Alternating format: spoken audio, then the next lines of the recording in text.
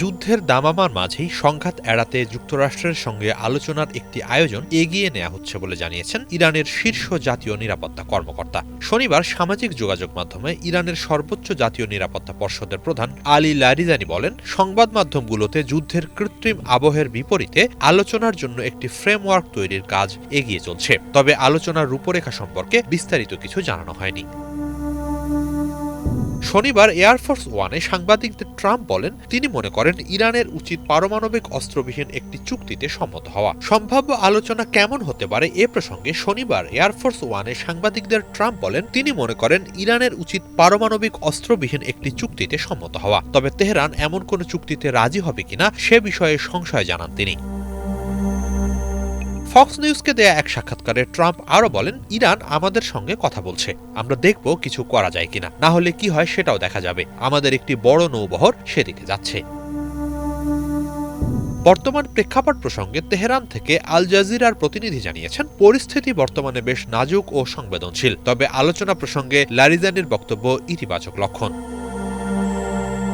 Trump বারবার হামলার হুমকি দেয় কয়েক সপ্তাহ ধরেই যুক্তরাষ্ট্র ইরানের মধ্যে উত্তেজনা বাড়ছে। ইতোমধ্যেই বিমানবাহী রণতরী ইউএসএস আব্রাহাম লিঙ্কনের নেতৃত্বে বড় একটি নৌবহর ইরান অভিমুখে পাঠিয়েছে ট্রাম্প প্রশাসন, যা সামরিক সংঘাতের আশঙ্কা বাড়িয়ে দিয়েছে।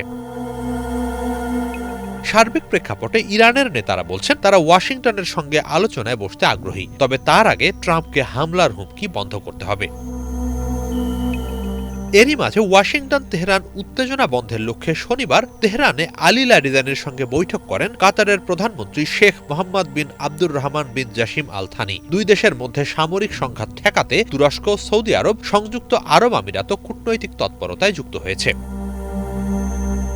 ন্যাটোর সদস্য তুরস্কের সঙ্গে ইরানের সীমান্ত আছে। তারা ইরানে যে কোনো বিদেশি হস্তক্ষেপের বিরোধিতা জানাচ্ছে। পরিস্থিতি আরও অস্থিতিশীল হওয়া এড়াতে যুক্তরাষ্ট্র ও ইরানের মধ্যে সংলাপ আয়োজনের জোর চেষ্টা চালাচ্ছেন তুরস্কের প্রেসিডেন্ট রিসেপ তাইয়েপ এরদোয়ান।